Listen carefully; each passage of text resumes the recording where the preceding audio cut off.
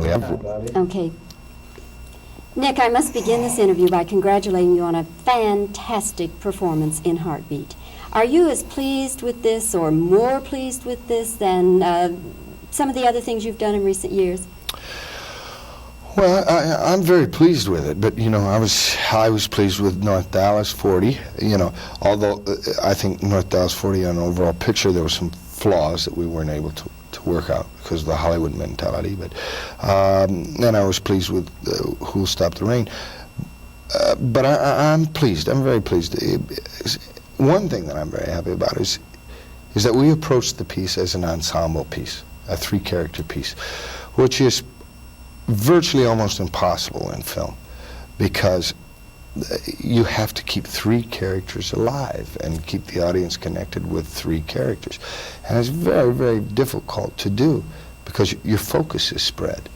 But for an actor to work in that kind of situation, it's marvelous fun to really share that kind of relationship, Now, and that's what I enjoyed, and Sissy, and John Hurt, and we all just worked like a repertory situation, kind of. Did you ever talk with Carolyn Cassady ahead of time to get some idea of what Neal really was like and how you would best approach the role? I spent a lot of time with Carolyn. Now, Carolyn stayed with us through the whole filming, and her children were there. And so I had a lot of talking with Carolyn.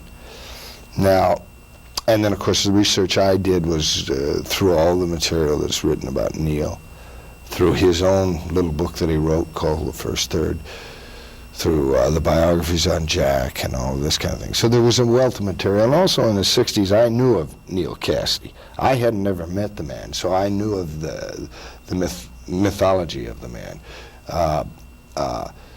And our decision, whenever you approach a character or a person that actually lived, you're in a real precarious ground because how do you interpret it? Because, the public remembers or recognizes the people, and they say, well, that's not the way he moved, that's not the way he's tough.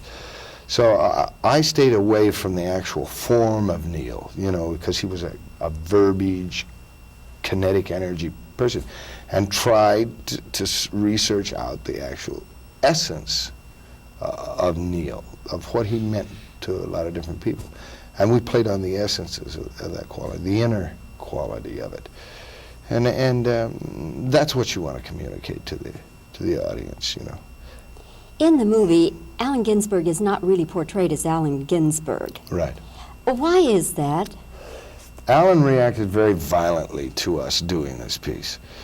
And Ferlinghetti and Ken Kesey and the men that knew these actual men, there is, and rightly so, there's a little bit of a personal, private jealousy, or not jealousy, sacredness, about the quality of these men and what they did. And they were very, very reluctant to allow younger people to try to interpret that period. And Allen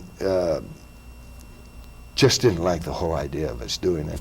He felt the script didn't capture it right.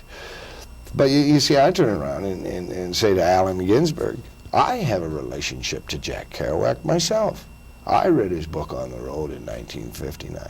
He represents something to me, too. So I have a right to interpret him, or interpret Neal Cassady and that thing myself. So, and we didn't make the film for Allen Ginsberg, or Ken Kesey, or Ferlinghetti. Those guys wouldn't go see it anyway. I mean, they knew the men. Well, what is important is to translate these people in the sense of the literature and the movement of the country and what they were involved in for a new audience. That's partly the problem of the film, is partly that it is educational to a certain sense, and that's difficult for a film to do that, because we cover from the 40s, the 50s, and the 60s. And then also, it's about common people to a certain degree that literally instigated change in this country. without consciously realizing they were doing that. And that's how change happens, you know. Change doesn't come about by a politician sitting in Washington and saying, now we're going to do this. It comes from the average citizen, the farmer in this, that is confronted with something, and then the consciousness happens, and change happens that way. Well, that's what these individuals were involved in. Nick, the film stops short of their death. Right. Some people are going to quarrel with that. What would you say to them?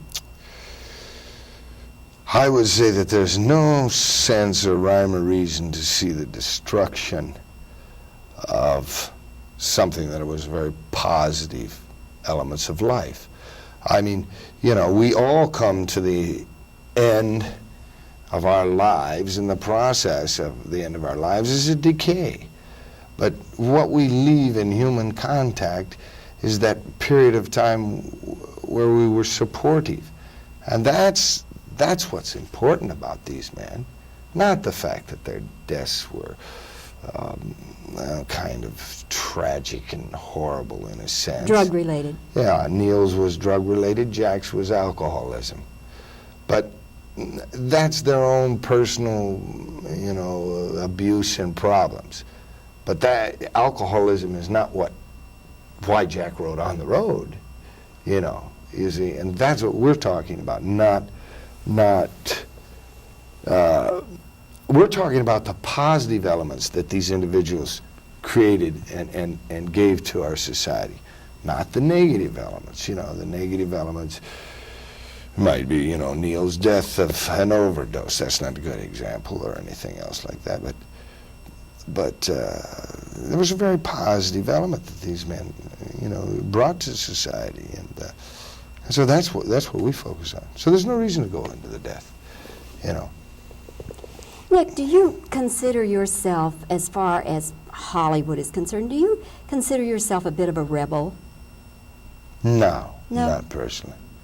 No, I've been working theater for 14, 15 years. Now film for the last 5 or 6 years. To do a profession like that, you know, it takes discipline, it takes responsibility. That's not qualities of a rebel. You know, the journalists create that simply because, you know, there's an image quality to film and film actors, and so the journalists will say, well, Nick doesn't comb his hair, so he must be a rebel, you know, or Nick lives in Agoura, California instead of Beverly Hills.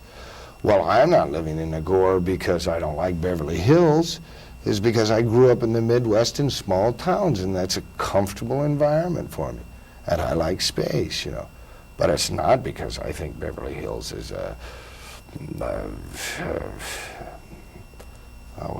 what's the word, a plastic place and the people are plastic. That's not my attitude of that at all. It's just the comfort of the style of living. If I was a plumber, I'd live in Agoura. You know what I mean? You know, this is a choice of how you want to live, you know.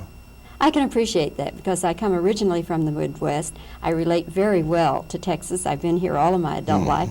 You couldn't hire me to live in New York or Los Angeles. See? Well, yeah, you know, you take New York or Los Angeles, and you're essentially dealing with the ends of the country. Now, I've always felt that they're the phonetic ends of the country. I mean, you know, they're basically monetary cities.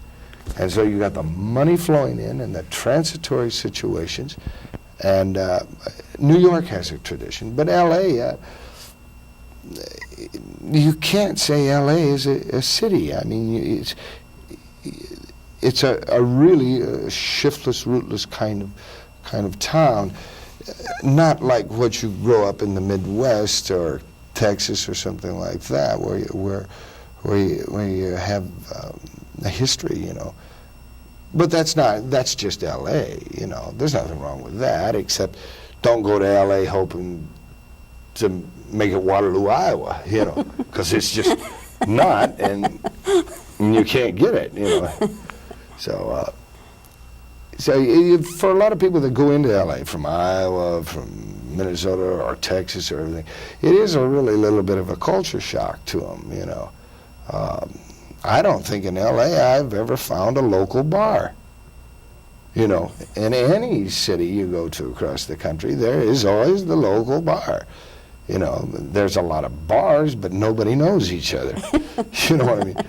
Which is really isn't conducive to exchange. You know, the great thing about bars in America, especially as there was one up in Excelsior, Minnesota that I worked at called the Muni.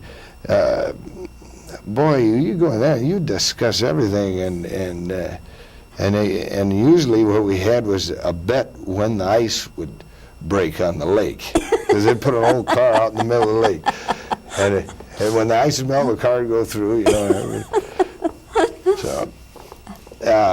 But that's hard to find in LA. You don't find that in LA. See, I miss that. You know, that's why I live on Agora. Okay, Bob, why don't you change